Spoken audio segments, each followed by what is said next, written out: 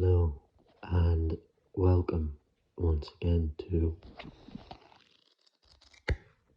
Terrible ASMR.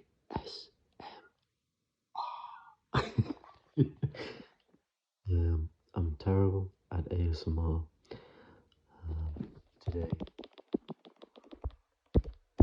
we'll be reading Neil Gaiman, Coraline,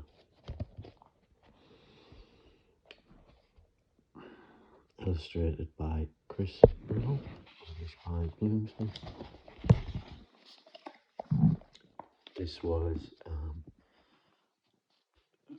like many people who are in their 20s, my favourite book and film. I didn't read as a child, not gonna lie. So this is Coraline by Neil Gaiman. Yeah, I hope you enjoy. Neil Gaiman has written highly acclaimed books for both children and adult, and is the first author to have won the Carnegie and Newbery Medal. The Carnegie and Newbery Medals. The Carnegie and Newbery Medals for the same work. For the same work, The Graveyard Book. Many of his books, including Coraline and Stardust, have been made into films.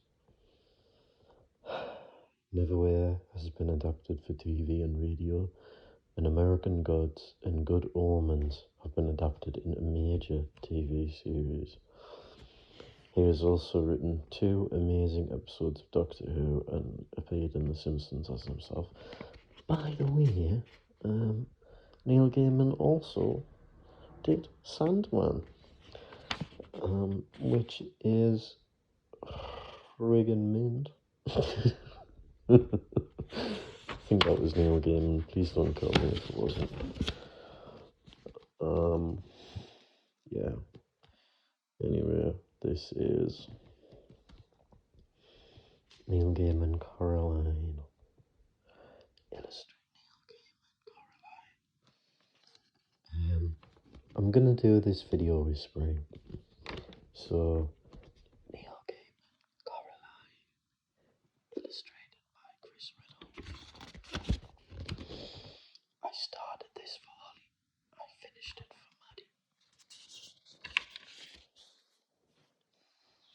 Fairy tales are more than true, not because they tell us dragons exist, but because they tell us that dragons can be made. J.K. Justin.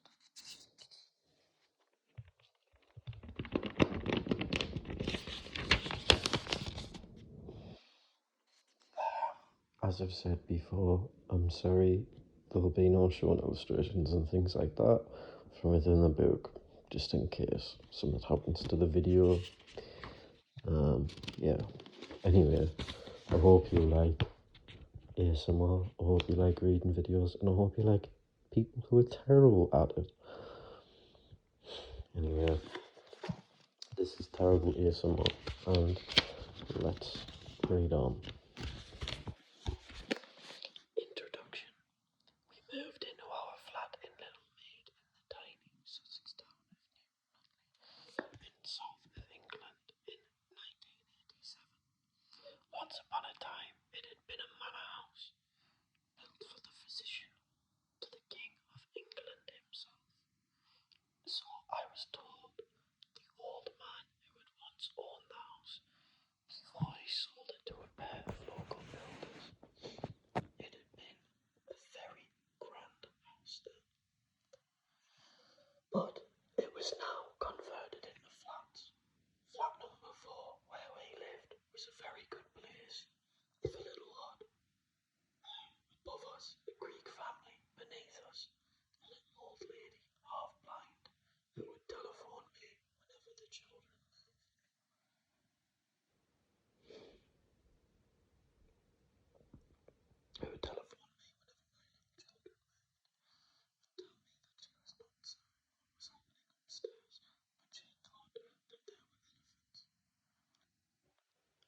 was never entirely sure how many flats there were in the house, nor how many of them were occupied.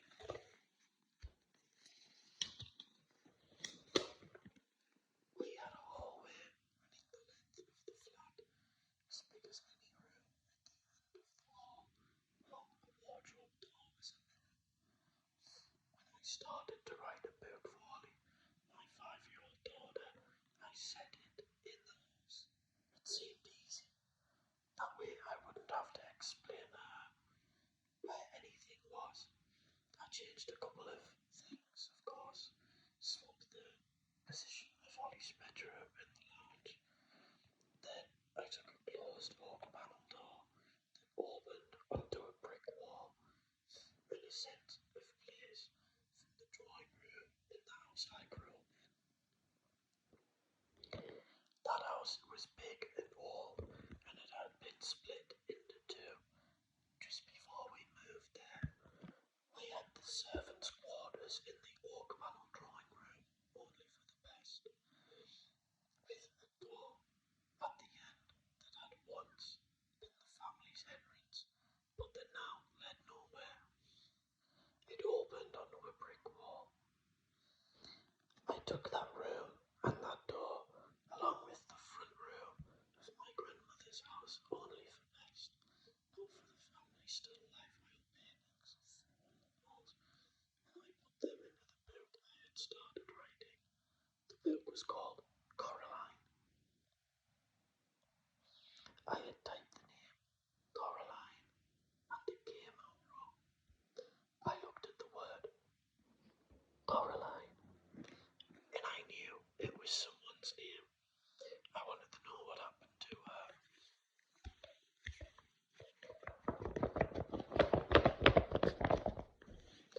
Holly liked scary stories with witches and brave little girls in them.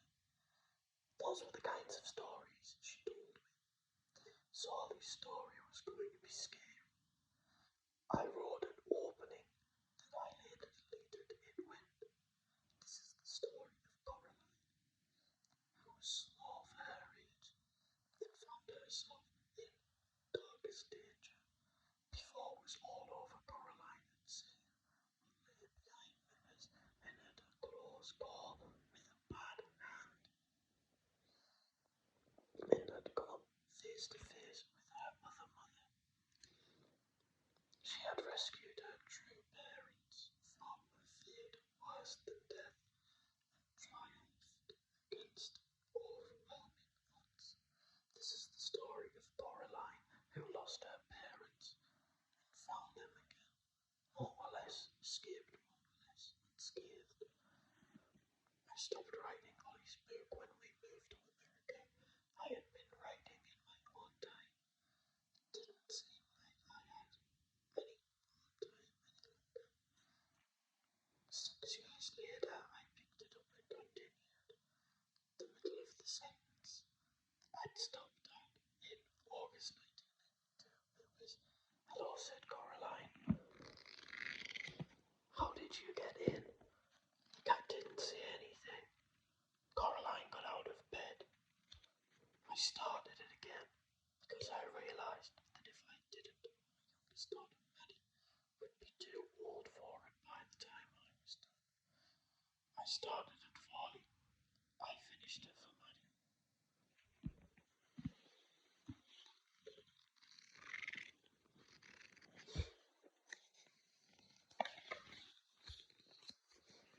We were living in a Gothic old house in the middle of America, with a turret and a wrap-around porch with steps to it. It's a house built over 100 years ago by a German immigrant, a cartographer, that's someone who makes maps, and artist his son Henry was said to have been the first man to put an engine on a board or on a bicycle, and was described as the greatest creative figure in history of the racing car. Now I was writing Coraline again. I still had no time, so I would write 50 words a night in bed before I fell asleep. I went on a cruise to raise money for the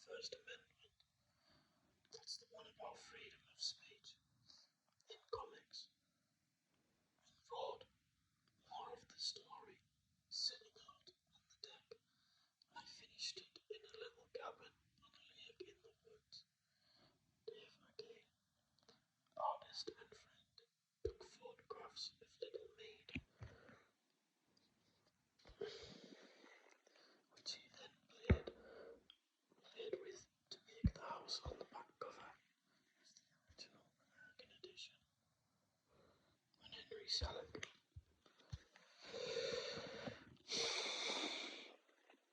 When Henry Selick made a stop-motion animated film of Coraline, he invited me to the studio.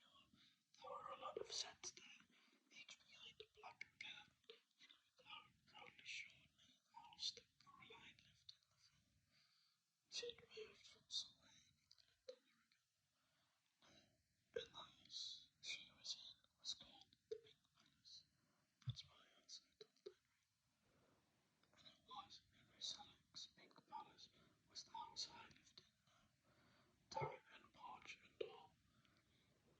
None of us are quite sure how that happened, but it seems strangely appropriate for a book that was started for one daughter in one house and finished for another in another house. The book was published in 2002 and people liked it. It won awards. More importantly than that, it worked, at least for some people. I wanted to write a story for my daughters that told them something I wished I'd known when I was a boy. That being brave doesn't mean you aren't scared. Badly scared. And you do the right thing anyway. So now, 10 years later, I've started running into women who tell me that Coraline got them through a hard time in their lives. That when they were scared and they thought of Coraline and they did the right thing anyway. And that, more than anything, makes the world worthwhile. Chris Riddle has done a new set of illustrations for this 10th anniversary edition. I looked at the picture he had done for the cover and I was amazed and delighted by the way that he had combined both of the houses and the one I lived in now. Sorry. Whisperings made me very yawny. Okay, so we will be reading Neil Gaiman, Coraline.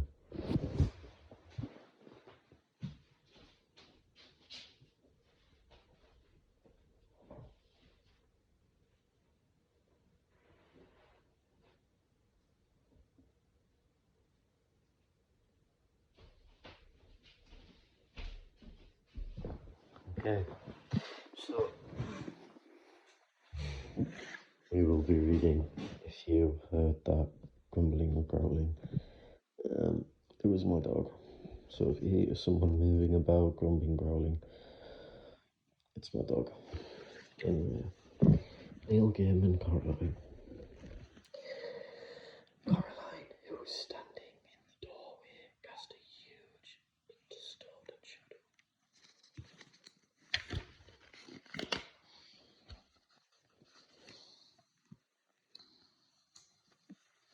I will be reading Chapter 1.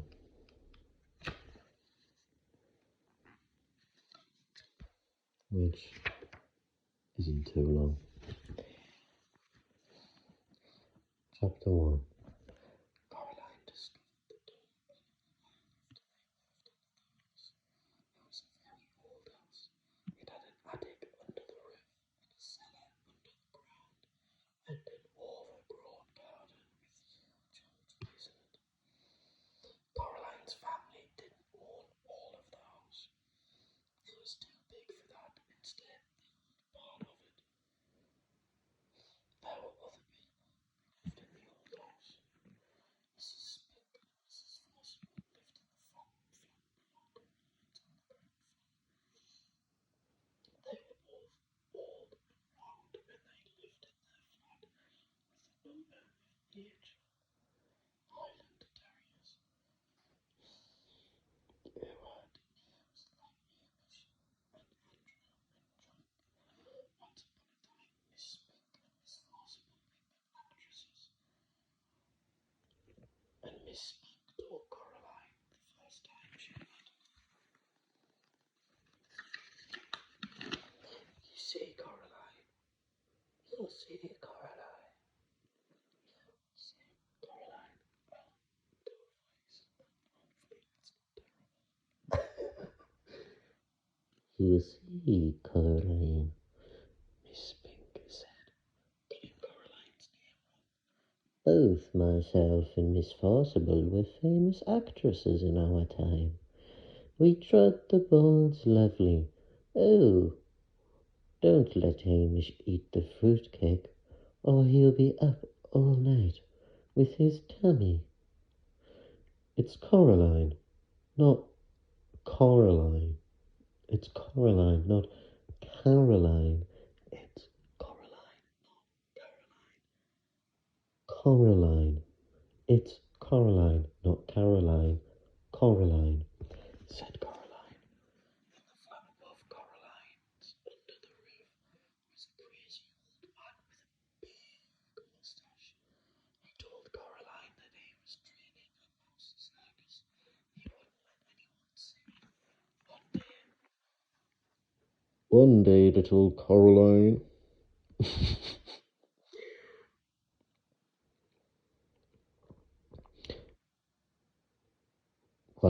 One day, little Sorry.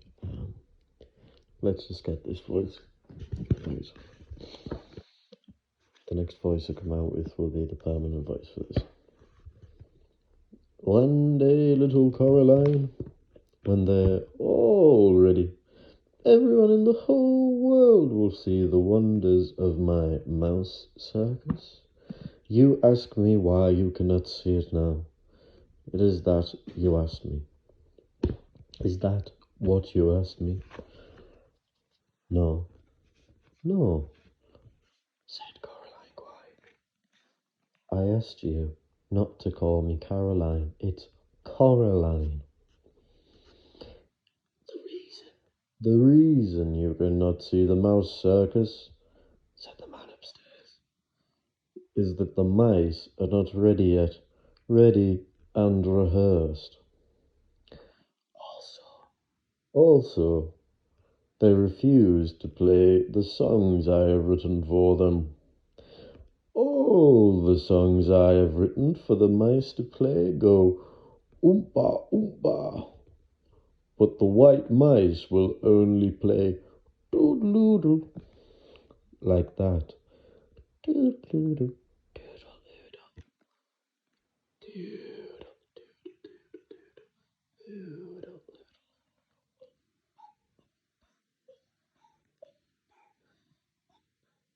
Oompa, oompa,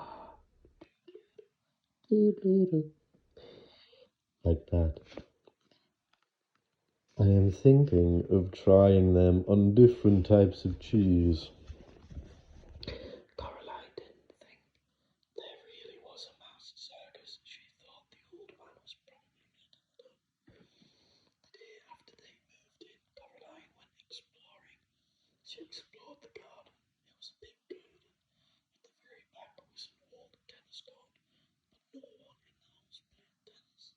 And the fence around the court had holes in it, and the net had mostly rotted away. There was an old rose garden filled with stunted, fly-blown rose bushes. There was a rockery that was all rocks. There was a fairy ring made of squidgy brown toadstools, which smelled dreadful. If you accidentally trod on them, which smelled dreadful. Which smelled dreadful if you accidentally trod on them. There was also a well. On the first day Coraline's family moved in, Mrs. Spink and Miss Forcible made a point of telling Coraline how dangerous the well was, and they warned her to be sure she kept away from it. So Coraline set off to explore for it, so that she knew where it was to keep away from it properly.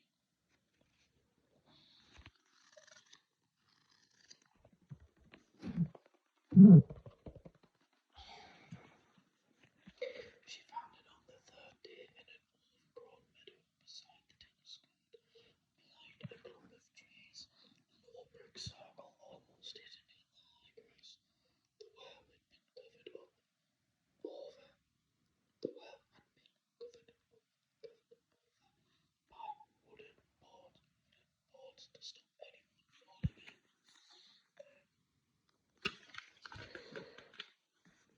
was a small knot hole in one of the boards, and Coraline spent an afternoon dropping pebbles and acorns through the hole and waiting and counting until she heard the plop, plop, plop, plop,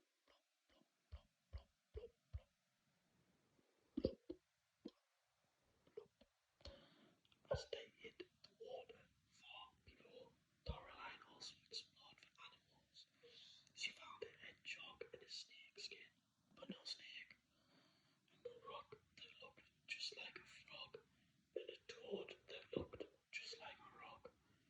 There was also a hardy black cat who would sit on walls and tree stumps and watch her, but would slip away if ever she went over to try to play with it. That was how she spent her first 2 weeks at the house, exploring the garden and the grounds.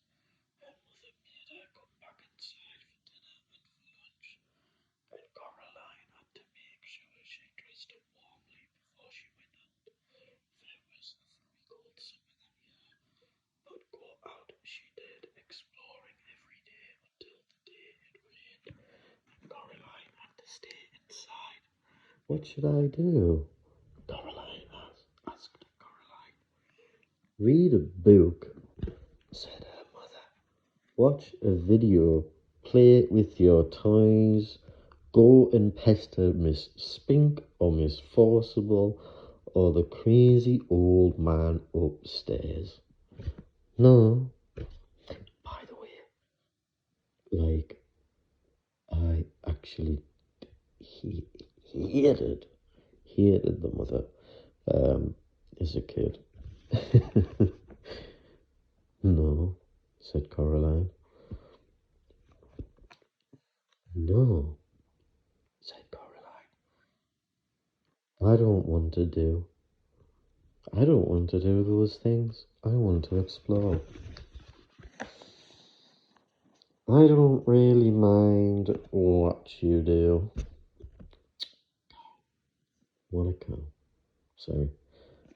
I don't really mind what you do, said Caroline's mother, as long as you don't make a mess. Caroline went over to the window and watched the rain come down. There wasn't the kind of rain you could go out in. There was the other kind, the kind that threw itself down from the sky and splashed where it landed. There was rain that meant business, and currently its business was turning the garden into a muddy wet soup. Caroline had watched all the videos. She was bored with her toys, and she'd read all her books. She turned on the television. She went from channel to channel to channel, from channel to channel to channel to channel, from channel to channel to channel to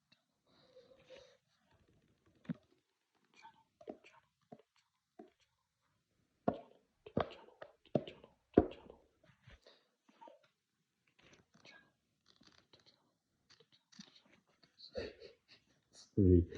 From channel to channel to channel to channel. But there was nothing but men in suits talking about the stock market and sports programs. Eventually she found something to Eventually she found something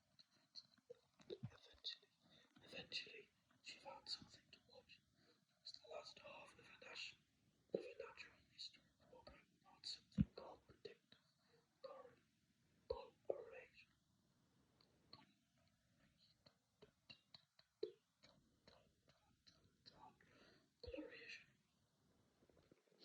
She watched animals, birds, and insects which disguised themselves as leaves or twigs or other animals to escape from things that could hurt them. She enjoyed it, but it ended too soon and was followed by a program about a cake factory. Stupid bloody thing about a cake factory, man. It was time to talk about her farm. It was time to talk to her father. Caroline's father was home. Both of her parents worked doing things on computers, which meant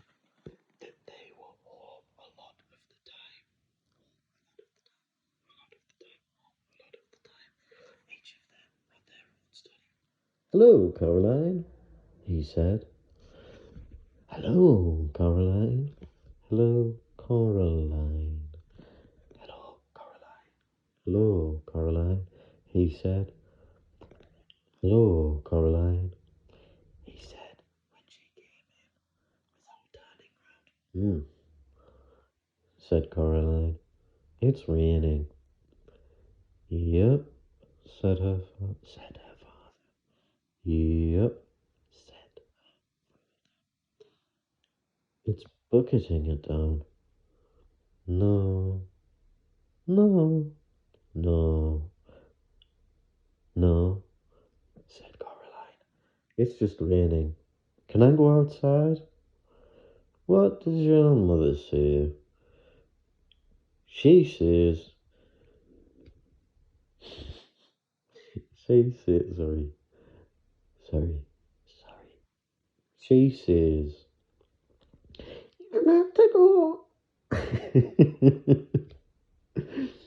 She says, you're not going out in weather like that, Caroline Jones.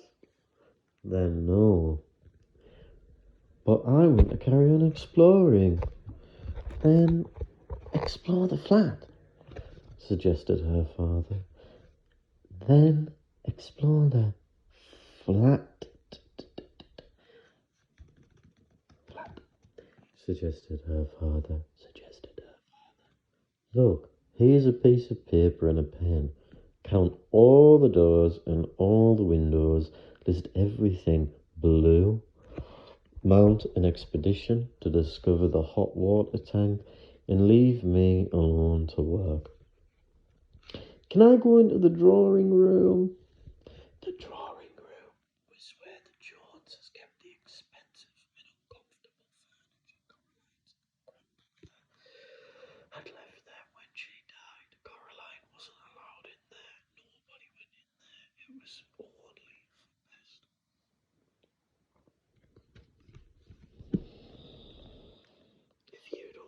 If you don't make a mess and you don't touch anything. Caroline considered this carefully. Then she took the paper and pen and went off to explore inside the flat. She discovered the hot water tank. It was in a cupboard in the kitchen. She counted everything. 153. She counted everything. 153. She counted windows. 21. She counted doors. 14. Of the doors that she found, 13 open and closed. The big carved brown wooden door at the far corner of the drawing room was locked. She said to her mother, where does that door go? Oh, sorry. Sorry, guys, hold on. She said to her mother, just let me read this bit, please. She said to her mother, where does that door go? Nowhere, dear. It has to go somewhere. Her mother shook her head. Look, she told Coraline. She reached up and took a string of keys from the top of the kitchen door frame. She sorted through them carefully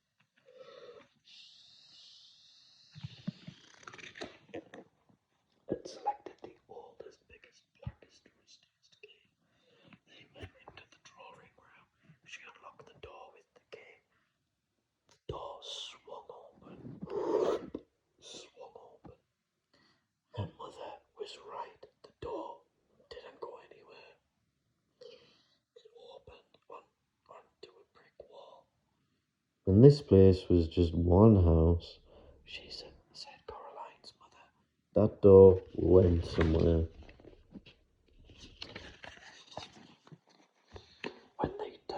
When they turned in the house, the flats, they simply bricked it up. The other side is empty.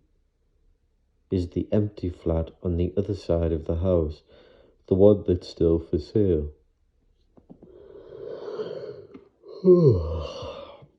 She shut the door and put the string of keys back on top of the kitchen door frame. You didn't lock it. You didn't lock it. You didn't lock it, said Coraline. Her mother shrugged. Why should I lock it? She asked. It doesn't go anywhere. Coraline didn't say anything. It was nearly dark now.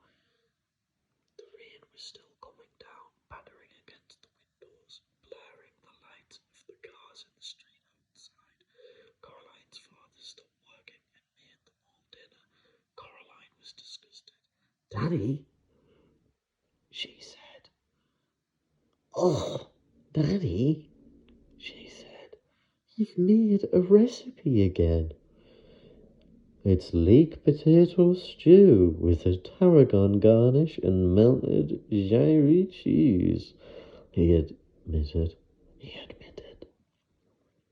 Coraline sighed. Then she went to the freezer. And got out some microwave chips and microwave mini pizza. You know, I don't like recipes, she told her father, while her dinner went round and round.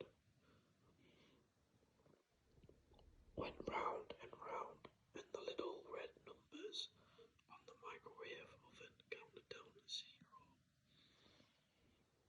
If you tried it, maybe you'd like it, said Coraline's father, but she shook her head. That night, Coraline lay awake in her bed.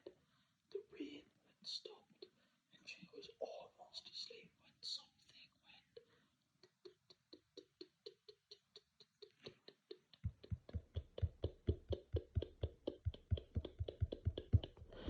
She sat up in bed. Something went. Coraline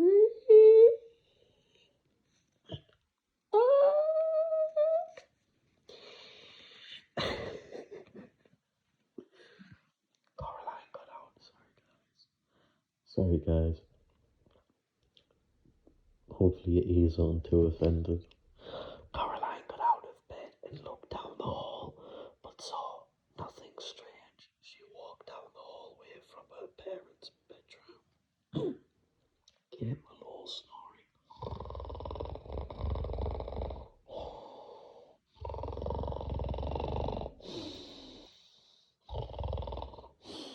That was her father, and an occasional sleeping mutter.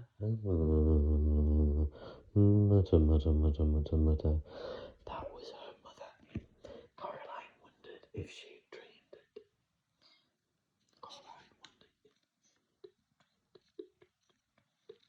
Whatever it was, something moved. It was little more than a shadow. It scuttled down. It scuttled down the darkened hall fast, like a little flash of light. She hoped it wasn't a spider. Spiders made Coraline intensely uncomfortable. The black shape went into the drawing room. Coraline followed it in a little nervously. The room was dark. The only light came from the hall. Coraline, who was standing in the doorway, cast a huge and distorted shadow onto the drawing room carpet. She looked like a thin, giant woman. Coraline was just wondering whether or not she ought to turn out the light when she saw the tracking shape edged slowly out from beneath the sofa.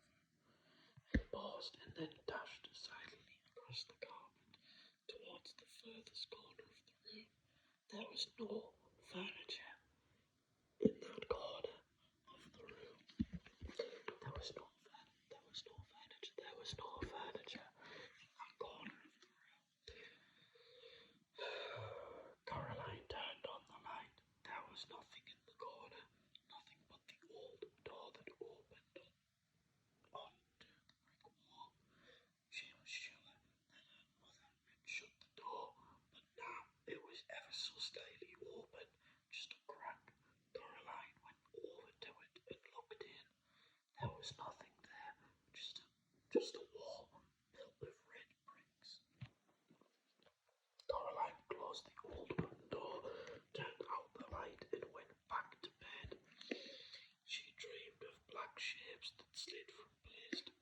avoiding the light until they were all gathered under the moon. Dear me. Little black shapes with little red eyes and sharp yellow teeth. They started to sing. Okay, I'm very sorry. This is me singing. We are all small. We are all small. We are all small, but we are many. We are many, we are small. We were higher before you rose. We will be here when you fall. Their voices were high and whispering. Okay, I've got to redo that then. Slightly whiny. We are small, but we are many. We are many, but we are small. We are here before you rose. We will be here when you fall. Their voices were high and whispering and slightly whiny. They made Coraline feel uncomfortable.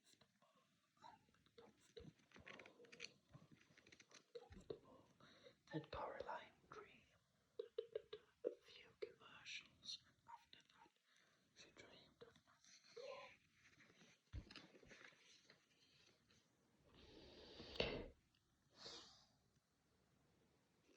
She passed Coraline the stone warm in it.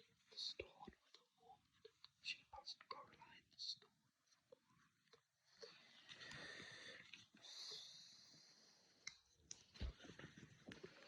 Okay, guys, that was chapter 1.